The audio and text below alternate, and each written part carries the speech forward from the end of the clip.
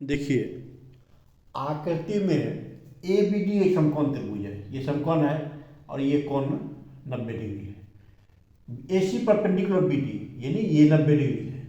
तो हमको सिद्ध करना है। पहला नंबर लेते हैं। सिद्ध करना है, क्या सिद्ध करना है कि ए बी स्क्वायर बराबर B C into B D. तो पहला है B C into B D.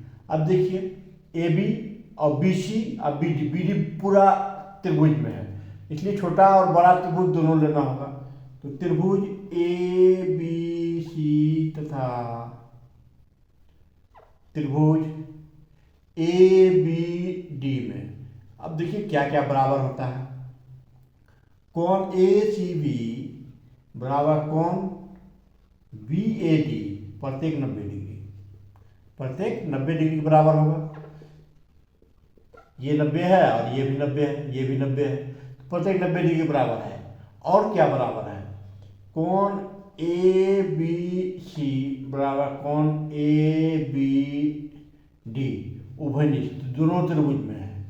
कौन सा कोण? ये कोण। ये कोण इसमें भी है और बराबर में भी है, दोनों त्रिभुज में है, इसलिए उभयनिष्ठ हो गया। तो ए समरूपता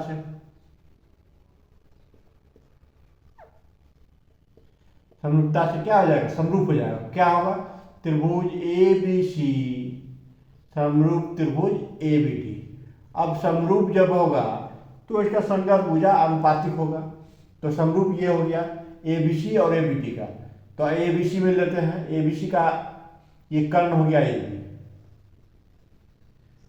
तो ए बी सी का बराबर का कर्ण हो जाएगा बी डी। अब इसका एक आधार लेते हैं, इसका आधार है बी सी, इसका आधार मेरा बी सी है। अब बराबर त्रिभुज का आधार ए बी हो जाएगा। अब कोना कोनी गुना करेंगे।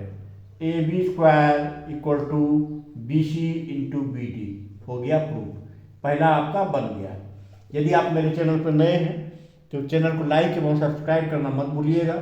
अब देखिए दूसरा नंबर क्या है आपका। दूसरा है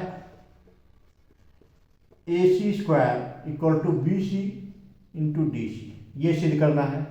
A C square equal to B C into D C, दोनों छोटा त्रिभुज में है। त्रिभुज ए बी सी तथा त्रिभुज ए डी सी में क्या क्या बराबर है? देखिए 90 डिग्री क्या क्या है। कोण ए सी बी बराबर कोण ए सी डी प्रत्येक 90 डिग्री, इसमें प्रत्येक 90 डिग्री। अब ये कोण बराबर ये कोण, दोनों का 90 डिग्री है। और देखिए क्या क्या इक्वल हो सकता है। कोण, अब ये कोण प्लस ये कोण 90 होगा। जब ये कोण 90 है तो ये मिला के 90 होगा। तो कोण ए बी सी प्लस कोण सी ए बी बराबर कोण सी ए बी प्लस कोण सी ए डी। ये है प्रत्येक 90 डिग्री, ये बराबर 90 डिग्री। क्यों होगा? ये पूरा 90 है तो ये प्लस ये भी 90 होगा।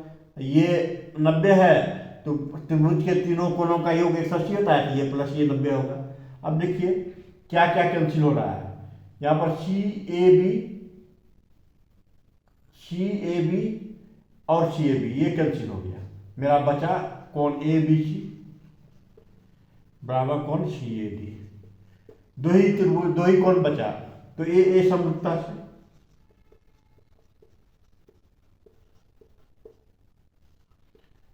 से क्या हो जाएगा? समरूप होगा। त्रिभुज ए बी सी समरूप त्रिभुज ए डी सी। अब समरूप होगा तो इसका संगत भुजा अनुपातिक हो गया। तो अब देखिए संगत भुजा क्या क्या है। तो यहाँ पर ये इसका समरूप है। तो अब लेते हैं ए सी, इसका लंब ए सी। इसका लंब अगर हम ए सी लिए और आधार यहाँ हमारा ये कोण बराबर ये कोण प्रूव किए हैं, तो इसका लंब अगर हम ए सी मानते हैं तो इसका लंब होगा 20। अब इसका आधार हो जाएगा सी डी। या DC, तो इसका आधार हो जाएगा CA। तो अब देखिए कोनाकुनी गुना करेंगे, CA into CA square equal to DC into BC। यही मेरा दूसरा नंबर प्रूफ करना था, दूसरा भी मेरा प्रूफ हो गया। चलिए यदि आप तीसरा पे चलिए, तीसरा में क्या है देखिए, कितना आसानी से बता रहे हैं। 3 नंबर मेरा है AD equal to BD into CD। अब देखिए BD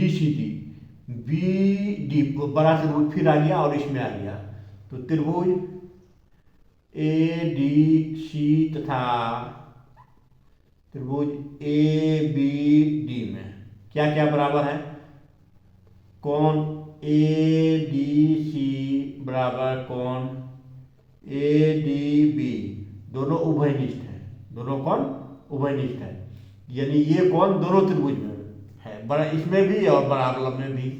और क्या बराबर है, कोण BAD बराबर कोण ACD प्रत्येक 90 डिग्री। तो क्या होगा, AA समरूपता से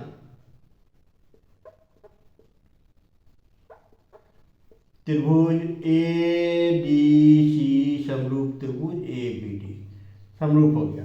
अब हमको क्या निकालना है, AD। अब देखिए छोटा का AD ले लेते हैं, छोटा का कर्ण AD हो गया, तो बड़ा का कर्ण इसमें क्या हो जाएगा BD।